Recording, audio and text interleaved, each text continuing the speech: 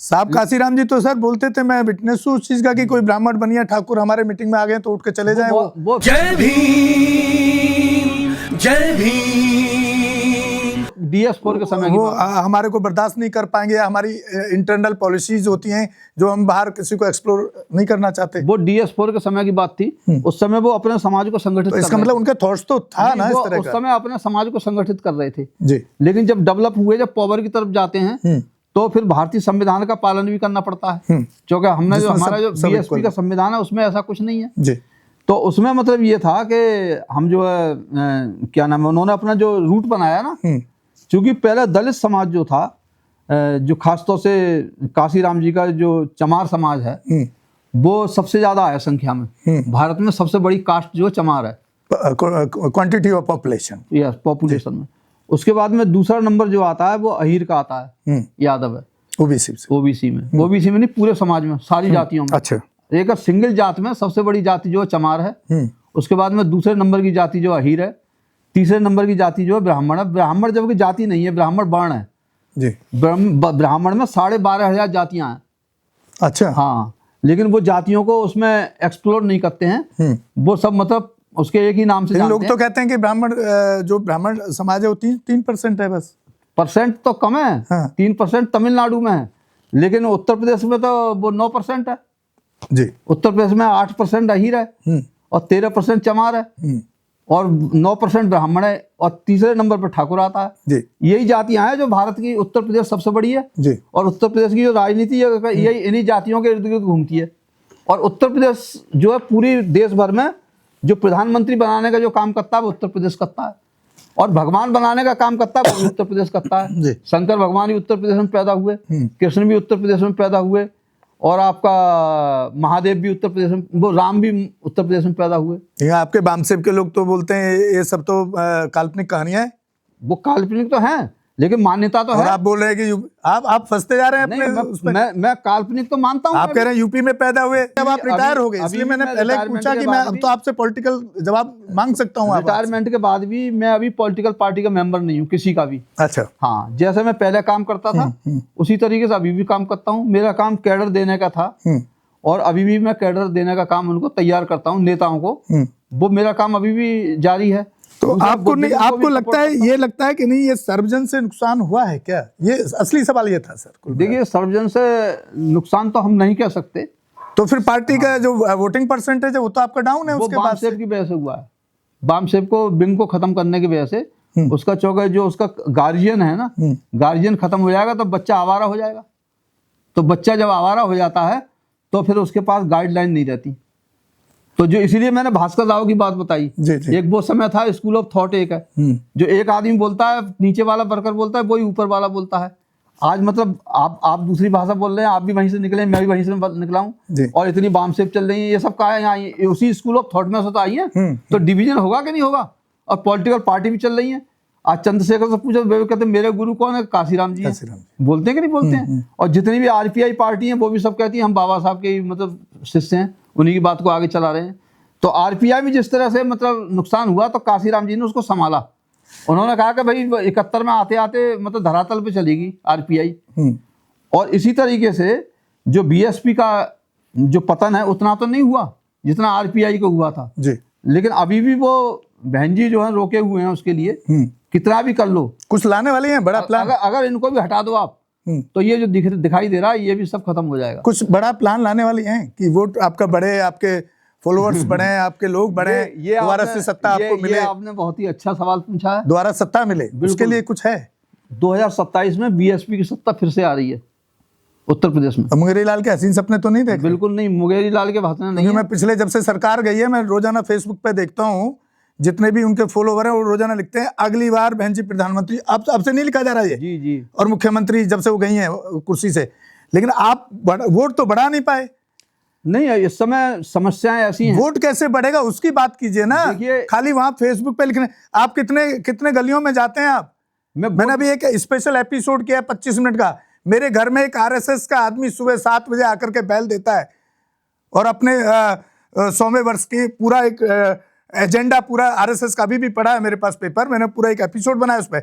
आपके कितने balm save के और कितने बैसपा के लोग कितने घरों में जाकर के उन लोगों को तैयार करने का काम कर रहे हैं पहले की तरह। मैंने आपको ये नहीं बोला पहले की तरह सर, मैंने कहा वोट बढ़ाने की बात नहीं कर रहा। काशीराम साहब साइकिल से जाते थे, आपका कौन सा वर्कर है जो साइकिल से घूम रहा है आज? मैंने ये बात नहीं कही। ये सवाल करते हैं तो हमको बोलते हैं हम बैसपा विरोधी हैं, हमको गरियाते हैं लोग वो अंधभक्त। मैं तो अंधभक्त, भाजपा वालों को अंधभक्त बोल रहा हूँ, आप खुद अंधभक्त बने हो।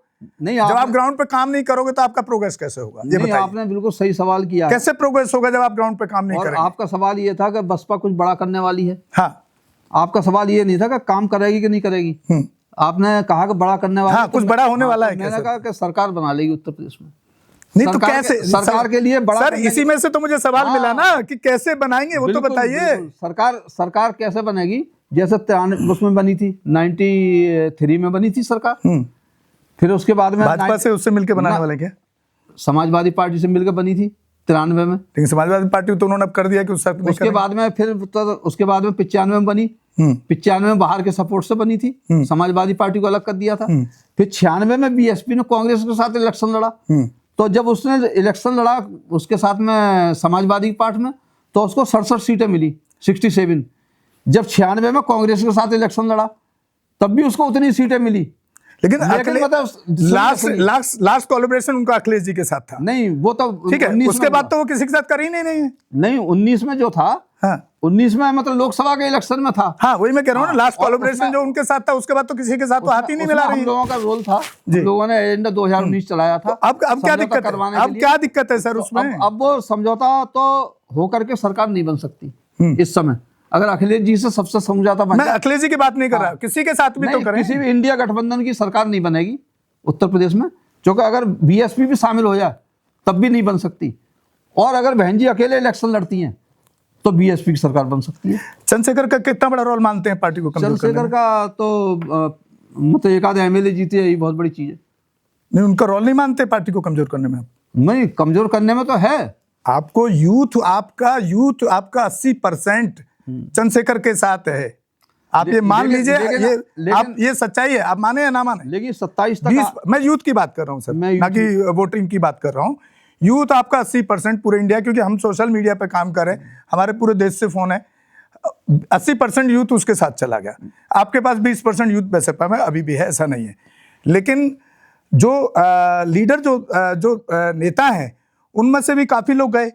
आपके खुद ये विधान परिषद तो ये भीमा उसमें चले गए थे चंद्रशेखर के साथ, गाजियाबाद वाले तोमर साहब जो दिल्ली के रहे, देखिए अब वापस आए शायद। देखिए आदमी आपका चित्तौड़ वहां चला गया उसके साथ। देखिए उसके साथ सुनील चित्तौड़, उसके साथ जो वर्कर हैं, हाँ, वो बीएसपी के ही हैं। हाँ, तो लॉस तो किया है, वही चीज तो मैं पूछ रहा हूँ। वर्कर का लॉस करने से ये नहीं है कि जो आदमी गाँव में आप जाएंगे, आप सर्वे करके देखो गाँव में, वो कहेंगे आपकी कौन सी पार्टी है, वो कहेंगे भाई बीएसपी है, बीएसपी को वोट बीएसपी को ही देंगे। जो उसमें से वर्कर है ना, किसी की एट्रोसिटीज हो रही है, कोई थाने में पकड़ा जा रहा है, तो जो भीम आर्मी के नाम से संगठन बना रखा है वो उसके लिए काम करते हैं, ना कि वोट जब वोट देने की बात आती है तो उसी के लिए काम करते हैं। वो वोट उसी को दिलवाते हैं। कह रहे अगर हम वोट बट गया तो हम हार जाएंगे, तो इसलिए उनका जो वोट परसेंट था, जो उनका बेस वोट था, उसमें कोई कमी नहीं आई है। बीएसपी की जो वोट घटा है, जो अभी जो पिछला इलेक्शन हुआ, वो भी तो आधे से कम हो गया ना। वो जो हुआ वोट घटा, वो किसका घटा है? उसके लिए जो मुसलमान का वोट था वो समाजवादी पार्टी के लिए 100% चला गया अभी पिछले इलेक्शन में जो लोकसभा का हुआ है। और उससे क्या हुआ कि बीएसपी का वोट जो है, जो 6% मिलता था उसके लिए, जैसे 12% वोट। मेरे से आप 4 घंटे भी डिबेट कर सकते हैं सर। हमारे चैनल लाइक, शेयर, सब्सक्राइब देखना मत भूलिएगा। जय भीम, जय भारत, जय संविधान, नमो बुद्धाय। धन्यवाद। चैनल आर्थिक समस्या से गुजर रहा है। अगर आप बहुजन समाज में बाबा साहेब आम्बेडकर और तथागत बुद्ध की विचारधारा को अधिक से अधिक लोगों तक पहुंचाना चाहते हैं तो हमें आर्थिक सहयोग प्रदान करें, ताकि हम अपने चैनल के माध्यम से देश विदेश में समता, बंधुता, एकता और संवैधानिक अधिकारों को ज्यादा से ज्यादा लोगों तक पहुंचा सकें। आप अपनी सहायता राशि नीचे लिखे खाते में जमा करा सकते हैं। खाता धारक गौतम रत्ना, खाता संख्या 316957686551, IFSC कोड SBIN 00606336। बैंक भारतीय स्टेट बैंक। आप हमारे बैंक खाते का विवरण स्क्रीन पर भी देख सकते हैं। मैं गौतम रत्ना गौतम फिल्म्स प्रोडक्शन में आपका स्वागत करता हूं। आप हमारे प्रोडक्शन हाउस के अंदर अपना कैरियर बना सकते हैं as a film director, as a producer and actor and actress and editor and cinematographer also. अगर आपको फिल्म से रिलेटेड कुछ भी प्रोजेक्ट आपको बनवाना है तो हमारे पास में पूरा सेटअप है, जिसमें फिल्म कैमरा है, शूटिंग लाइट्स है और एडिटिंग है। सारा A to Z एक ही जगह पर आपको हमारे यहाँ पर मिल जाएगा। तो दोस्तों आप हमें कांटेक्ट कर सकते हैं हमारे नंबर्स पर 9810085714। जय भीम, जय भीम।